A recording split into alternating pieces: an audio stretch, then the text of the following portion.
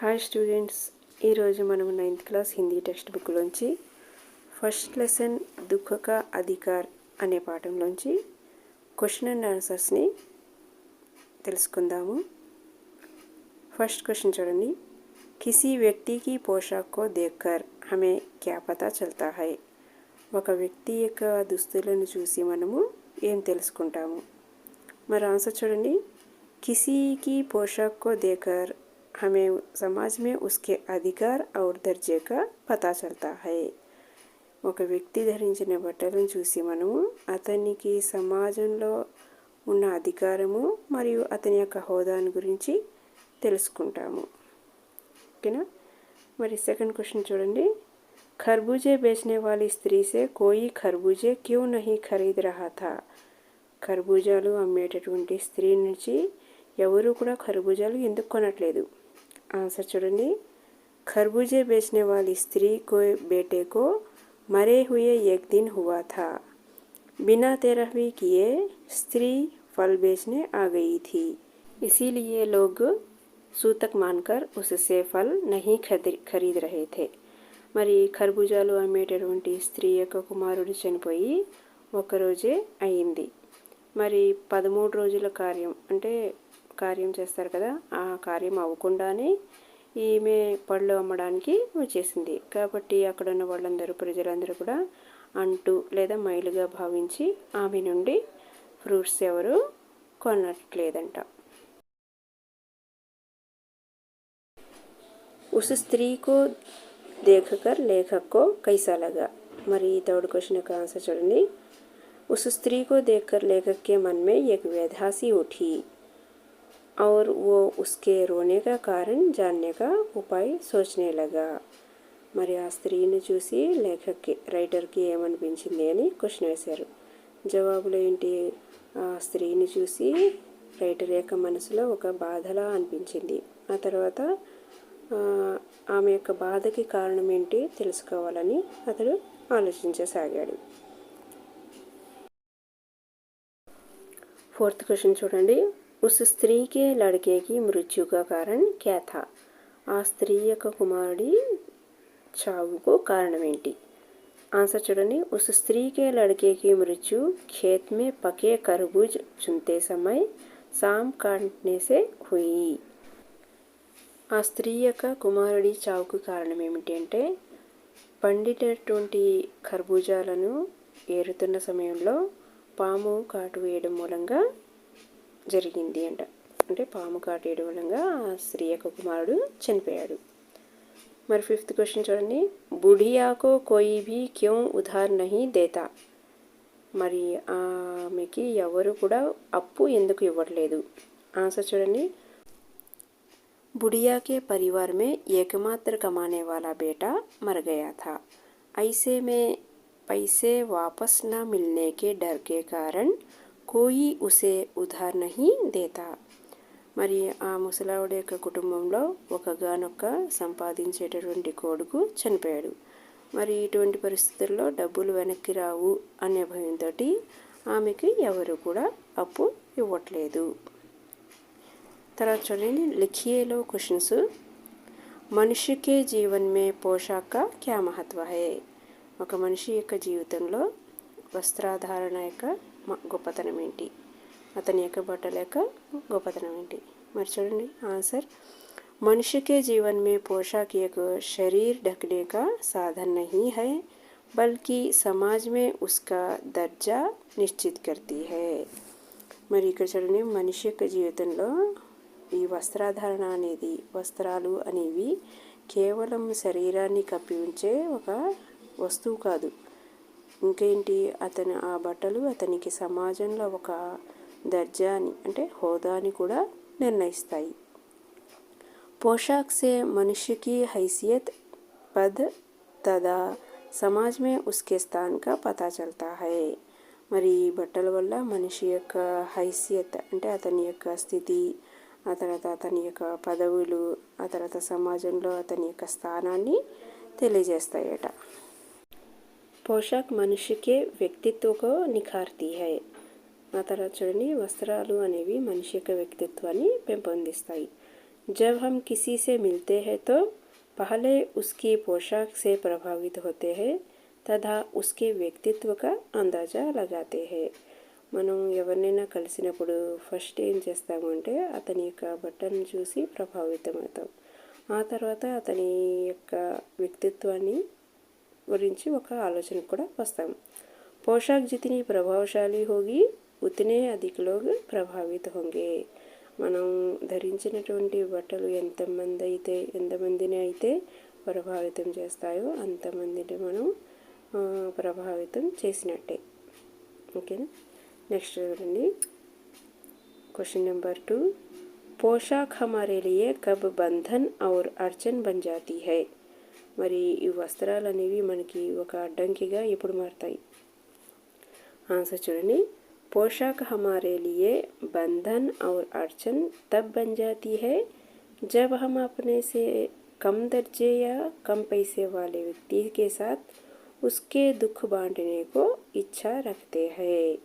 ఈ వస్త్రాలు అనేవి మనకి ఒక బంధంగాను లేకపోతే ఒక అడ్డంకిగాను ఎప్పుడు మారుతాయి అంటే మనము మనకంటే తక్కువ హోదా ఉన్నటువంటి లేదా తక్కువ డబ్బులు ఉన్నటువంటి వ్యక్తితో కలిసి అతని బాధలని పంచుకుందామని ఎప్పుడు అనుకుంటామో అప్పుడు మనకు అడ్డంకిగా మారుతాయి. लेकिन उसे छोटा समझकर उससे बात करने में संकोच करते हैं. కానీ ఏం చేస్తాము, మనకంటే వాళ్ళు తక్కువ అనుకుని మనం వాళ్ళతో మాట్లాడడానికి సంకోచిస్తాము. और इसके साथ सहानुभूति तक प्रकट नहीं कर पाते. ఆ తర్వాత ఏం చేస్తాము, అతని పట్ల మనం సహానుభూతిని కూడా అతనికి అందించలేము. थर्ड क्वेश्चन చూడండి. लेखक उस स्त्री के रोने का कारण क्यों नहीं जान पाया. మరి రైటర్ ఆ స్త్రీ ఏడవడానికి కారణం ఎందుకు తెలుసుకోలేకపోయాడు. ఆన్సర్ చూడండి. लेखक की पोशाक उस स्त्री के रोने का कारण जान पाने के बीच अड़चन थी. మరి రైటర్ ధరించేటటువంటి బట్టలు ఆ స్త్రీ ఏడవడానికి కారణం తెలుసుకోవడానికి ఒక అడ్డంకిగా మారినాయంట. वह फुटपाथ पर बैठकर उससे पूछ नहीं सकता था. అతడు కూడా ఆమె పక్కనే ఫుట్పాత్ మీద కూర్చుని ఆమె పక్కన కూర్చుని ఏడవడానికి కారణం ఏంటి అని అడగలేకపోయాడు. इससे उसकी प्रतिष्ठा को ठेस पहुंचती. ఒకవేళ పక్కనే కూర్చుని వెళ్ళి అడిగినా కూడా అతని గౌరవానికి భంగం కలుగుతుంది. इस वजह से वह उस स्त्री के रोने का कारण नहीं जान पाया. ఈ కారణంగా రైటర్ ఆ స్త్రీ పక్కన కూర్చుని ఆమె ఏడవడానికి కారణం ఏంటో తెలుసుకోలేకపోయాడంట. फोर्थ क्वेश्चन చూద్దాము.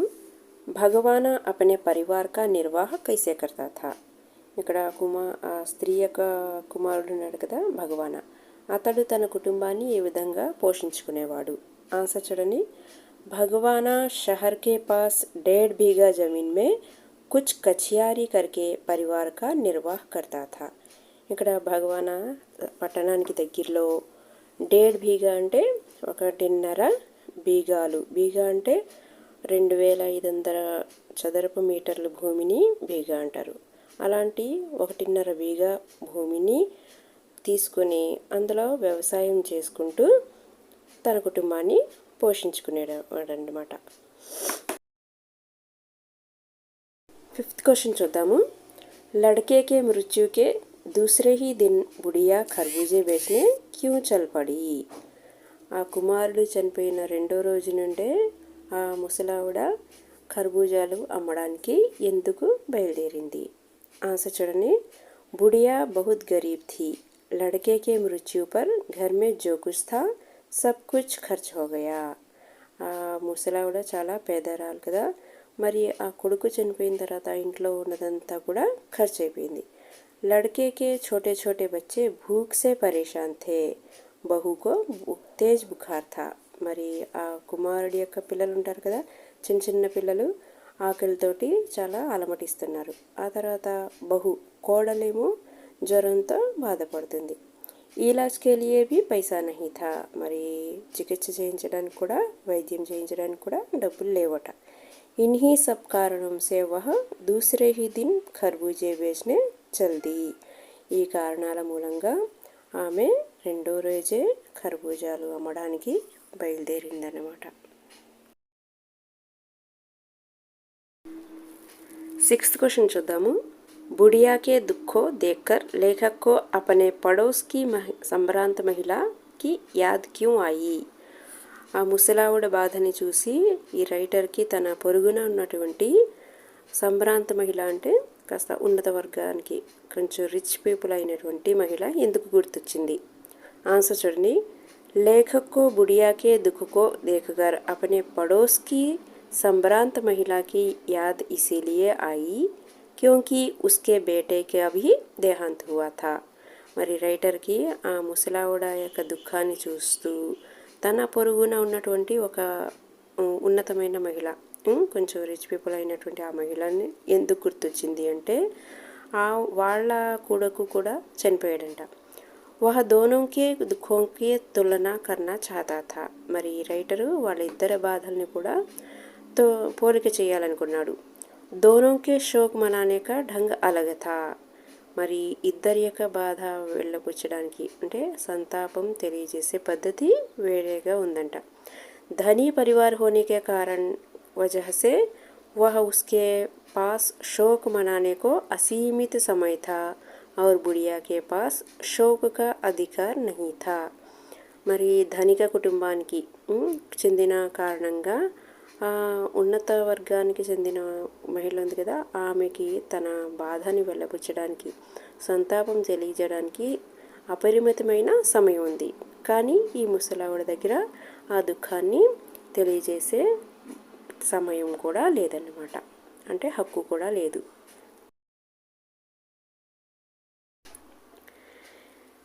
నిమ్నలిఖిత ప్రశ్నों का 50-60 शब्दों में लिखिए.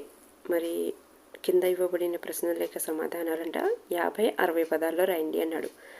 ఒకటోది, बाजार के लोग खरबूजे बेचने वाली स्त्री के बारे में क्या क्या कह रहे थे. బజార్లో ఉన్న వాళ్ళందరూ కూడా ఈ ఖర్బూజాలు అమ్ముకునే స్త్రీ గురించి ఏమేమి మాట్లాడుకుంటున్నారు. ఆన్సర్ చూడండి. बाजार के लोग खरबूजे बेचने वाली स्त्री के बारे में तरह तरह की बातें कह रहे थे. బజార్లో ఉన్నవాళ్ళు ఖర్బూజాలు అమ్ముకునే స్త్రీ గురించి రకరకాలుగా మాట్లాడుకుంటున్నారు. కోయి ఘృణాసే థూకర్ బేహయా కహ రహా థా. మరి కొంతమంది ఏం చేస్తున్నారంటే కోపంతో ఓ పక్క గుమ్మేస్తూ బిహయా అని చెప్పాడంట. కోయి ఉస్కి నియత్ కో దోష్ దే రహా థా. ఇంకొకటి ఏం చేస్తున్నాడు, తన యొక్క అసలు నియత్ మనసులో ఉన్నదే చెడ్డది అన్నట్టుగా మాట్లాడుతున్నాడు. కోయి కమీని కోయి రోటీకే టుకుడే పర్ జాన్ దేనే వాళ్ళే కహతా. కొంతమంది ఇంకా నీచమైన వాళ్ళని చెప్పేసి లేకపోతే రొట్టె ముక్క కోసం ప్రాణాలు ఇచ్చేసేవాళ్ళని అని కొంతమంది అంటారు. కోయి కహతా ఇస్కే లియే రిష్తోం కా కోయి మతలబ్ నహీ హై. ఇంకొకళ్ళు అంటారు ఏమని, బంధుత్వాల మీద వీళ్ళకి అసలు ఏమీ లేదు అని చెప్తారు.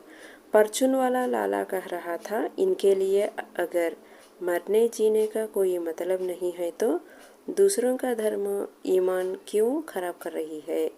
మరి ఈ పిండి వస్తువులు బియ్యాలు అమ్ముకునేవాడు లాలా అంటున్నాడు ఏమని, వీళ్ళకి చావు బతుకుల మీద అసలు ఏమాత్రం నమ్మకం లేకపోతే మరి ఇతరుల యొక్క మతాలను కానీ ధర్మాన్ని కానీ ఎందుకు పాడు చేస్తున్నారు వీళ్ళు అని అంటున్నాడట. आस पड़ोस की दुकान वालों से पूछने पर लेखक को क्या पता चला. మరి ఇరుగు పొరుగు ఉన్న దుకాణదారులని అడిగితే ఈ రైటర్కి ఏమని తెలిసింది. आस पड़ोस की दुकान वालों से पूछने पर लेखक को पता चला कि बुढ़िया का जवान बेटा सांप के काटने से मर गया है. మరి ఇరుగు పొరుగు ఉన్న దుకాణదారులని అడిగితే రైటర్కి ఏమని తెలిసిందంటే ఆ ముసలావుడి యొక్క కొడుకు ఉన్నాడు కదా, యుక్త వయసులో ఉన్నటువంటి కొడుకు పాము కాటు వలన చనిపోయాడు. వహ పరివార్ మే ఏకమాత్ర కమానే వాలా థా. మరి అతడు కుటుంబంలో ఒక్కగానొక్క సంపాదించేవాడంట. ఉస్కే ఘర్ కా సారా సామాన్ బేటే కో బచానే మే ఖర్చ్ హో గయా. అతడు వాళ్ళ ఇంట్లో ఉన్న సామాన్లంతా కూడా కొడుకుని రక్షించడం కోసం ఖర్చు అయిపోయింది. ఘర్ మే దో పోతే భూక్ సే బిలఖ్ రహే థే. ఇద్దరు మనవాళ్ళు ఉన్నారు, వాళ్ళిద్దరు కూడా ఆకలితోటి అలమటిస్తున్నారు.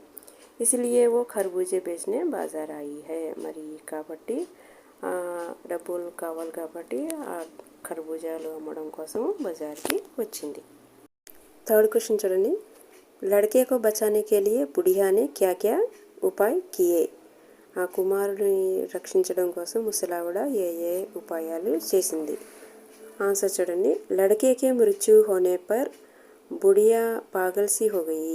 ఆ కుమారుడు మృత్యు కారణంగా ఆ ముసలావిడ పిచ్చిదానిలాగా అయిపోయిందంట. వహ జో కర్ సక్తి థీ ఉస్నే కియా.